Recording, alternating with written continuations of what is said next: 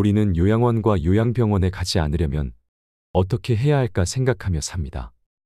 그런데 차라리 요양원, 요양병원에 가는 것이 양반이다라고 생각하게 되는 사연이 있습니다. 첫 번째 사연은 아파트 복도에 사는 80대 할머니의 이야기입니다. 안타까운 현대판 고려장 사연인데요. 쓰레기를 버리러 나갔다가 비밀번호가 바뀌어서 집에 못 들어갔다고 합니다. 이게 무슨 일일까요? 두 번째 사연은 고시텔에 버려진 어느 할머니의 이야기인데요. 아들이 하나 있는데 며느리가 집에서 늙은이 냄새 난다고, 노인네는 싫다고 요양원으로 보내자고 했다고 합니다. 그러자 아들이 요양원이 한두 푼 드는 것도 아니라며 조용한 고시텔에 모시자고 했다는데요. 이 두 사연을 보며 저는 충격을 금치 못했습니다. 실제로 있었던 일이라는 것이 믿을 수가 없었습니다. 자식에게 버림받은 부모의 마음은 얼마나 비참하고 서글플까요? 아니면 자식도 무슨 말 못할 사연이 있거나 할 말이 있지는 않을까요?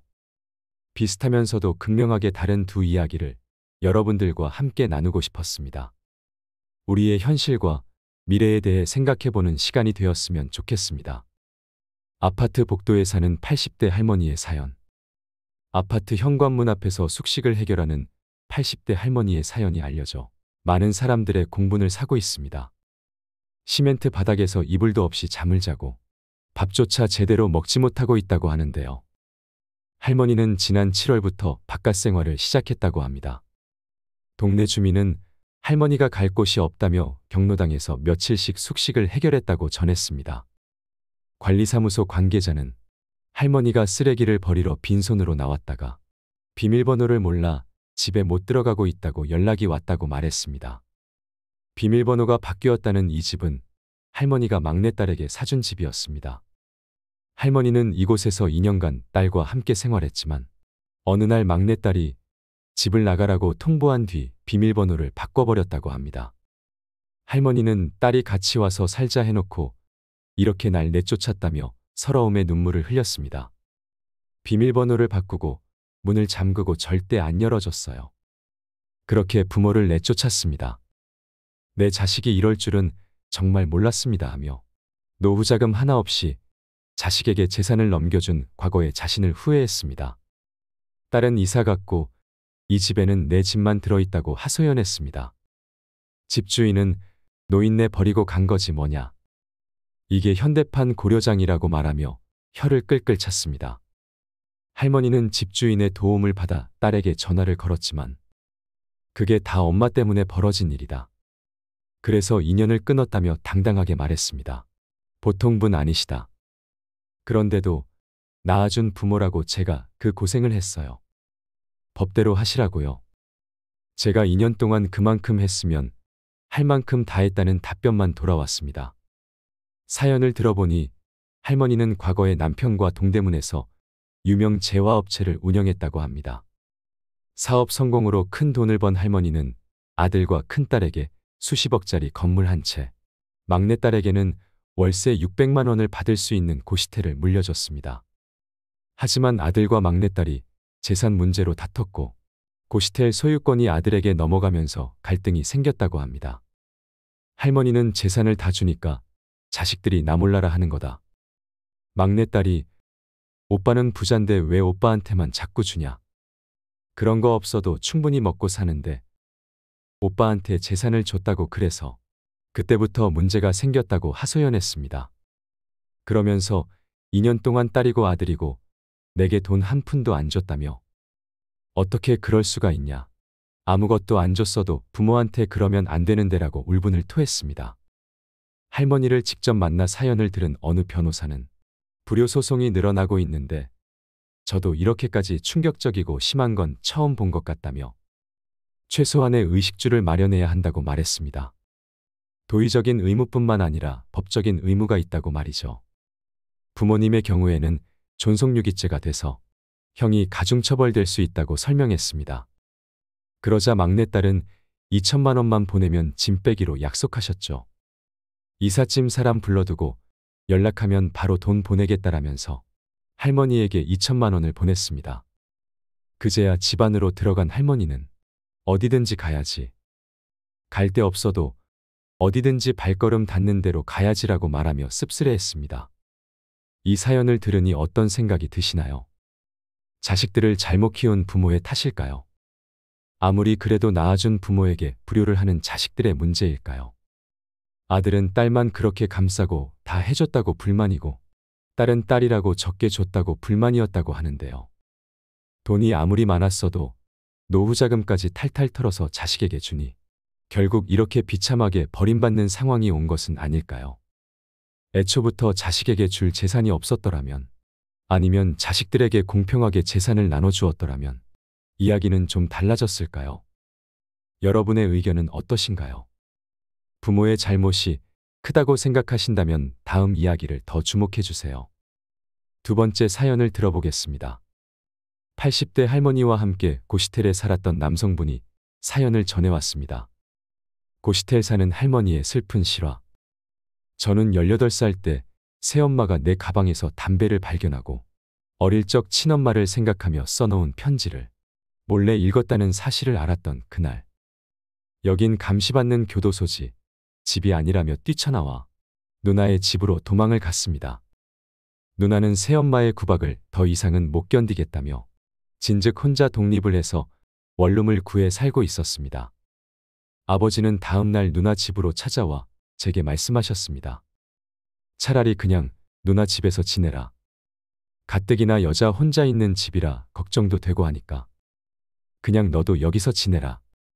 그리고 20살이 되면서 저와 같이 살던 누나는 부모님의 곁을 떠나 외국으로 떠났습니다. 외국인인 매형의 비자와 결혼 문제 때문에 간다고 했지요. 혼자가 된 저는 살 곳을 알아봐야 했습니다. 집에서 지원을 해줄 일은 없고, 그렇다고 20살에 돈이 있는 것도 아니었던 저는 별다른 방법이 없었습니다. 어떻게 하지 하며 한참 고민하던 찰나, 집 바로 맞은편에 골목을 비추는 가로등에 늘 곁눈질로만 보고 그냥 지나쳤던 종이 한 장이 눈에 들어왔습니다. 저는 그걸 보며 생각했습니다. 월 10만 원의 식사까지 제공해준다니 완전 하숙집인데. 그리고는 곧장 종이에 붙어있는 번호로 전화를 했고, 고시텔 원장은 반갑게 전화를 받으며 안 그래도 딱 좋은 방이 하나 남아있다고 했습니다. 생각할 겨를도 없었습니다. 당장에 잠잘 곳도 없는데 찬밥 가릴 신세겠냐 하며 단걸음에 고시텔로 찾아갔습니다. 하지만 제가 생각했던 것보다 고시텔 건물 자체도 굉장히 우중충한 데다 고시텔 내부는 말을 할 수가 없었습니다. 온갖 냄새가 나면서 부엌이라고 보여준 곳을 들어가자 청소를 얼마나 안 했을까 싶은 생각이 들 정도로 벽지에 곰팡이와 지저분한 가스렌지가 눈에 띄었습니다. 참 특이한 건 그래도 방은 정말 깨끗했다는 것입니다. 창문은 없지만 그래도 냄새도 안 나고 상당히 깨끗했기에 이 돈으로 또 어딜 가서 구하겠냐는 생각에 어쩔 수 없이 저는 바로 계약을 해버렸습니다. 그런데 문득 원장이 내게 말했습니다. 아, 저기 그런데 바로 옆방에 할머니 한 분이 사셔요. 좀 시끄러울 수도 있는데 학생이 이해해줘요. 저는 공부하자고 들어온 것도 아니었기에 딱히 신경 쓰이지 않았습니다. 아, 예, 뭐 괜찮습니다. 그날 내 짐을 모두 옮기고 낯선 방에서의 밤이 시작됐습니다. 그런데 원장 말대로 진짜 옆방에서 시끄러운 소리가 들려왔습니다. 통화를 하는 것 같기도 하고 혼자 떠드는 것 같기도 하고, 알 순 없었지만 신경 쓰이는 큰 소리는 아니었기에 내 짐을 정리하는 데 몰두하고 있었습니다. 그런데 갑자기 문을 두드리는 소리가 들렸습니다. 네. 나는 원장인가 싶어 뒤로 돌아 문을 열었지만 바깥에는 할머니 한 분이 서 계셨습니다. 오늘 들어오셨어요. 아, 안녕하세요. 그분은 인상이 참 선해 보였습니다. 한겨울인데도 고장 내복에 털조끼 하나만 걸치고 있었고, 손에는 무얼 그리 바리바리 들고 계신 건지 한참을 내게 고시원 얘기를 해주시다가 대뜸 손에 들고 계신 그것들을 내게 주셨습니다. 밥도 못 먹었을 건데 이거 먹어요. 젊을 때 많이 먹어둬야 해요. 나 같은 늙은이는 뭐 이제 죽을 거라 안 먹어도 괜찮아 하시며 귤 한 봉지와 고추장찌개 그리고 파전을 주셨습니다. 애써 괜찮다며 할머님 드시라고 말씀드렸지만 사양하지 말고 받아달라는 말씀에 나는 잘 먹겠다고 인사를 드리고 이내 받아들였습니다. 그리고 다음 날도 그 다음 날도 할머니는 꾸준히 내 방문을 톡톡 두드리시면서 춥지 않냐며 붕어빵과 여러 과일들을 나눠주곤 하셨지요. 하루는 알바를 하고 방에 돌아와 잠깐 누워있을 때였습니다. 오늘은 할머니께서 조용하시네 하고 생각만 하고 있었는데 문득 소리가 들렸습니다. 불도 안 켜고 있다 보니 자연스레 옆방의 소리가 조그맣게 들려왔습니다. 처음엔 조금씩 훌쩍이시더니 이내 눈물을 쏟으며 누군가에게 하소연하는 듯한 소리가 들렸습니다. 대충 엄마 좀 다시 데리러 와주지 않겠냐라는 말이 오가는 걸 보면 자제분이 계신가 하고 짐작을 할 수가 있었습니다. 내가 참견할 일은 아니지만 어머니 혼자 어떻게 이런 곳에 모셔놓을 수가 있을까 하는 생각이 들었습니다. 뉴스에서만 봐오던 현대판 고려장이 따로 없구나 하며 씁쓸한 마음에 담배를 하나 물고 밖으로 나가자 그곳엔 고시텔 원장도 앉아 있었습니다. 우린 서로 인사를 하며 원장 앞에 있는 의자에 털썩 앉아 담배에 불을 붙이는데 문득 원장이 얼굴을 있는 대로 찡그리며 내게 물었습니다. 왜, 옆방 할머니 좀 많이 시끄럽지? 신경 쓰일 정도로 시끄럽진 않아요. 그냥 통화하시는 것 같던데. 그러자 원장은 고시텔 입구를 한번 쓱 쳐다보더니 의자를 내 쪽으로 끌어와 목소리를 낮춘 채 말했습니다. 사실 아들이 하나 있는데 며느리가 집에서 늙은이 냄새 난다고 싫다고 요양원으로 보내자 그랬대. 근데 요양원이 한두 푼 들어. 아들이 글쎄 조용한 데 가서 살라고 여기다 보내놨대. 아 저런 찾아오긴 해요. 저 할머니가 여기서 4년 살았거든. 근데 딱 한 번 봤어. 뭐 사들고 오지도 않고 그냥 돈만 몇만 원 주고 바로 가더라니까. 내가 참견할 일은 아니지만 그래도 너무하잖아. 아 그렇군요. 그럼 밤마다 그 아들분이랑 통화하시나 봐요. 조심스레 물어보았습니다. 무슨 대화를 하길래 그리 서럽게 우시는 건지 알고 싶었기 때문입니다. 참 불쌍한 사람이야. 할머니는 집에 한번 가보고 싶다고 데리러 와주지 않겠냐. 엄마가 그렇게 밉냐 그러고 있지. 아들은 며느리한테 잡혀 사는지 절대로 안 된다 그러더래. 아무리 그래도 자기 엄마인데. 그러다가 이내 다른 사람들이 우르르 나와서 우린 대화를 마쳤습니다.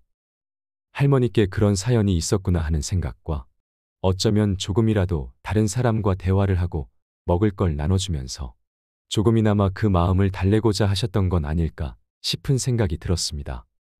그리고 원장한테서 그런 이야기를 들어서인지 옆방에서 할머니가 우시는 소리가 들릴 때면 또 아들이랑 통화하셨구나 하는 예감이 들곤 했습니다. 그렇다고 방에 찾아가는 건 좀 아닌 것 같고 대화 상대라도 되어드릴까 했지만 주제넘는 행동 같았습니다. 하지만 저도 사람인지라 할머니의 그런 마음도 알고 고생하시는 것도 충분히 알지만 나 먹고 사는 게 우선이 되어 저를 그렇게 챙겨주시는 할머니께 무엇 하나 도와드린 게 없었습니다. 아니 도와드릴 수가 없었습니다. 하루 종일 꼬박 일해서 얼추 200이라는 돈을 모아 이제 원룸이라도 갈 수 있구나. 드디어 고시원을 탈출하는구나 하던 그때. 고시원에 들어온 지 2년이 지나가던 그해. 할머니가 짐을 바리바리 싸들고 계단을 힘겹게 내려오시는 모습이 눈에 들어왔습니다. 나는 얼른 달려가 할머니의 짐을 들어서 1층에 옮겨드렸습니다. 아무것도 모른 채. 무슨 짐이 이렇게 많아요. 안 도와줘도 되는데 고마워요. 그리고 뭔가 느낌이 이상해서 할머니께 물었습니다. 근데 어디 가세요? 그냥 이제 고시원 나가려고요. 맞다. 나 학생 주려고 챙겨둔 거 있는데 라고 하시면서 작은 가방을 바닥에 내려놓은 채 한참을 뒤적거리시더니 이내 꺼내 보인 건 네잎클로버가 들어있는 열쇠고리였습니다. 좋은 거 못해줘서 어떡하나. 네잎클로버예요. 내가 직접 만든 건데 나 항상 도와줬잖아요. 고마워서 주는 거예요. 작별 인사도 할 겸 가져가요. 그때 뭔가 모를 서운한 마음이 일었습니다. 고시텔 복도나 바깥에서 나를 마주치면 언제나 존대를 해주시면서 항상 뭘 하나 더 못 챙겨주셔서 안달이신 분이 고시텔을 떠난다니 괜히 섭섭한 마음이 들었습니다. 내가 해드릴 수 있는 건 그저 내가 끼고 있던 장갑과 목도리를 드리는 것뿐. 처음으로 할머니께 무언가 해드렸습니다. 날씨 아직 많이 추워요. 이건 저한테 항상 음식이랑 먹을 거 주셨으니까 보답으로 드릴게요. 버리지 말고 꼭 하세요. 절대 사양하실 줄만 알았던 할머니께서는 이제 마지막이라 그런 건지 내 앞에서 장갑과 목도리를 휙 두르시고 세상 밝은 얼굴을 하며 한마디 하고 이내 짐을 바리바리 챙겨 길을 나서는 모습이 보였습니다. 할머니의 뒷모습은 어쩜 그리도 처량한지 괜한 마음에 눈물이 날 것 같아 서둘러 고시텔로 올라왔습니다. 고시텔로 올라오자 원장이 창밖을 바라보고 있었습니다. 원장님 안녕하세요. 오다가 옆방 할머니 마주쳤는데 이제 아드님 댁으로 가시나 봐요. 그러자 원장은 갑자기 표정이 어두워지면서 담배를 하나 꺼내 물더니 내게 말했습니다. 휴, 내 아들이었어 봐. 아주 그냥. 왜요? 또 왔었어요. 아니 오늘이 방세 내는 날이잖아. 할머니랑 학생만 안 보냈더라고. 아 맞다. 바로 보내드릴게요. 할머니 방세는 매달 아들이 보내온단 말야. 근데 지금 3달째 돈을 안 보낸 거야. 할머니도 그걸 아니까 오늘 아들한테 전화를 했더니 며느리가 대신 전화를 받아서 뭐 지들도 힘들다나 뭐라나. 아니 그럴 거면 그냥 있게라도 해주든가. 원장은 주변을 힐끗 보더니 이내 말을 이었습니다. 내가 올 겨울까지만이라도 돈 안 받고 계시게 해드릴 테니까 그냥 두시라고 그랬더니 그냥 됐대요. 또 그냥 내보내래. 아들이 그래요. 아니 며느리가. 원장은 손해를 보면서도 할머니를 조금이나마 챙겨드리고 싶었지만 결국 못된 아들내외 덕에 그조차 날아가 버렸습니다. 그 일이 있고 딱 3개월 후 그 할머니의 아들이라는 사람이 찾아온 적이 있었습니다. 자기 엄마 여기 있냐고, 연락이 안 된다며 아직 여기 계시냐고. 그 사람은 고시텔 앞에서 계속 전화기만 붙든 채 자기가 지금까지 무슨 짓을 한 건지 모르겠다고 제발 좀 찾아주면 안 되겠냐며 어린아이처럼 울어대기 바빴습니다. 원장은 그 남자를 향해 말했습니다. 왜, 남의 집 귀한 자식이라 내 함부로는 말을 안 할게. 어머니에게 그러지 말았어야죠. 다 늙은 노인네가 여기서 살아봐야 얼마나 산다고. 올 겨울이라도 내가 여기서 지내게 해드리겠다니까. 본인들이 내보내라고 할 땐 언제고 이제 와서 찾아달라는 거예요. 가시라고. 본인들이 일을 이렇게 만든 거고 어머니 연락 안 돼서 미치겠는 그 감정도 당신들 몫이니까 엄한 데 와서 찾지 말고 가요. 가시오. 그 남자는 한참을 그렇게 엎드려 울다가 가버렸습니다. 이후로 나도 고시텔을 나오고 이제는 그 고시텔도 문을 닫았습니다. 과연 아들은 할머니를 찾았을까요? 날씨가 슬슬 추워지려고 하니까 문득 그날의 기억이 떠올라서 써봅니다. 사연을 다 들으시니 어떤 생각이 드시나요? 할머니는 지금 살아 계실까요? 부모의 가슴에 못을 박는 불효를 하고 뒤늦게 후회해도 부모는 기다려주지 않습니다. 유튜브를 보면 늙어서도 늘 보고 싶은 부모가 되는 방법이라거나 늙어서 자식이 좋아하는 부모라는 제목의 영상들이 인기를 끕니다. 이 영상을 보는 사람들이 자식일까요? 부모일까요? 부모가 볼 가능성이 크겠지요. 하지만 저는 자식들이 이 영상을 더 많이 보았으면 합니다. 자식에게 버림받는 것을 두려워하는 부모, 자식에게 혹여나 해를 끼칠까 걱정하는 부모의 마음을 자식이 조금만 더 헤아려 준다면 이 세상이 조금 더 아름다워질 수 있지 않을까요? 나이가 들어 노쇠해지면 요양원이나 요양병원에 스스로 걸어 들어가는 것이 지금의 현실이라고 하지만 나의 노후를 불안해하고 걱정하기 전에 지금 이 순간 함께하며 서로의 사랑을 느끼는 시간을 가지셨으면 합니다. 내가 나이 드는 만큼 나의 부모님은 날로 노쇠하십니다. 물론 늙어가는 부모님을 바라보며 자식도 마음이 아플 것입니다. 자식들도 살기 바빠서 부모님이 늙어가는 것을 잘 눈치채지 못하는 경우도 많습니다. 어렸을 적에 강인했던 부모님의 모습을 떠올리기 때문일까요? 부모도 나이가 들면 자식에게 기대고 싶은 마음이 듭니다. 누구나 그렇듯 사람은 나이가 들면 어린아이가 됩니다. 약해지고 여려지지요. 부모님이 자식을 사랑으로 보듬어 키웠듯 연로하신 부모님을 조금만 더 알아차려 주세요. 아프신 곳은 없으신지, 허리가 더 굽은 것은 아닌지, 식사는 잘 하셨는지 관심을 가지는 것만으로도 부모는 자식에게 큰 사랑과 위로를 느낍니다. 나중에 잘해야지 하지 말고 지금 이 순간 하루가 다르게 나이 드는 부모님을 살뜰히 바라봐 주세요. 지금 쌓아두는 행복한 추억들이 나중에 복이 되고 힘이 되어 돌아올 것입니다. 나중에 어쩔 수 없이 요양원과 요양병원에 가게 된다 하더라도 가슴에 사랑이 남아있고 함께 나눌 추억이 많다면 마냥 불행하지만은 않을 것입니다. 오늘은 사랑하는 부모님께 연락 한번 드려보는 건 어떨까요? 자식의 목소리만 들어도 정말 기뻐하실 겁니다. 그것이 부모의 마음이지요. 마지막으로 아들에게 쓴 어느 어머니의 글을 듣겠습니다. 아들아, 결혼할 때 부모 모시는 여자 택하지 말아라.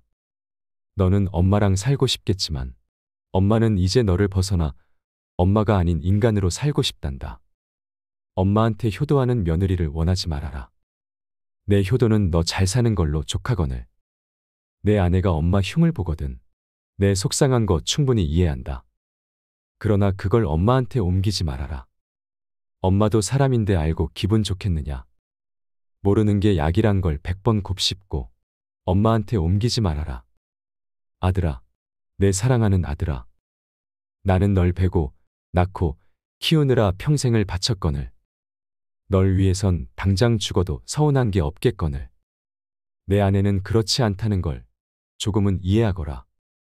너도 내 장모를 위해서 내 엄마만큼은 아니지 않겠니? 혹시 어미가 가난하고 약해지거든 조금은 보태주거라. 널 위해 평생 바친 엄마이지 않느냐.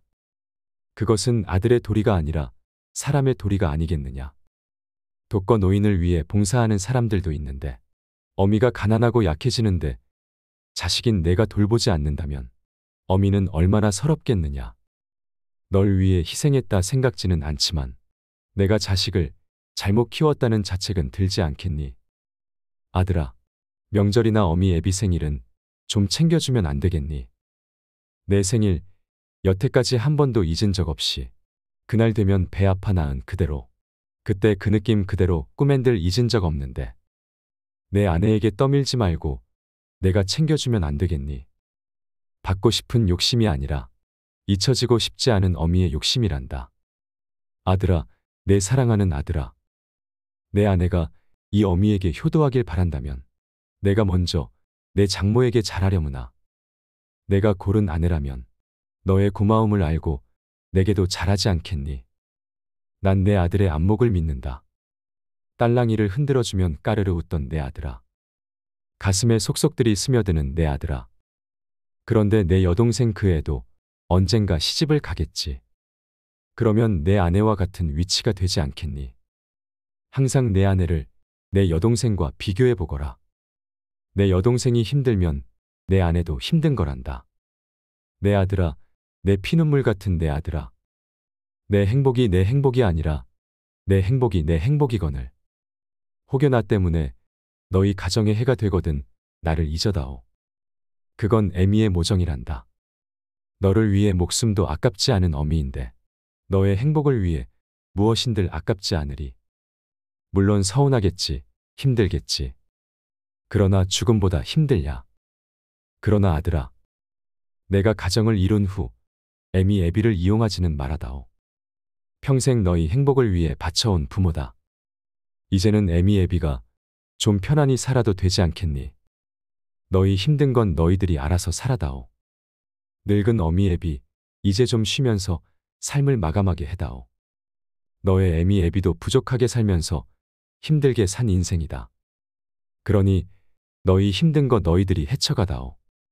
다소 늙은 어미 애비가 너희 기준에 미치지 못하더라도 그건 살아오면서 미처 따라가지 못한 삶의 시간이란 걸 너희도 좀 이해해다오. 우리도 여태 너희들을 이해하기 위해 노력하지 않았니? 너희도 우리를 조금은 이해하기 위해 노력하면 안 되겠니? 잔소리처럼 들리는 말이나 가치관, 너희들이 이해되지 않는 부분들. 한 귀로 듣고 한 귀로 흘리렴. 우린 그걸 모른단다. 모르는 게 약이란다. 아들아, 우리가 원하는 건 너희의 행복이란다. 그러나 너희도 늙은 어미 아비의 행복을 침해하지 말아다오. 손자 길러 달라는 말 하지 말아라. 너보다 더 귀하고 이쁜 손자지만, 매일 보고 싶은 손주들이지만, 늙어가는 나는 내 인생도 중요하더구나. 강요하거나 은근히 말하지 말아라.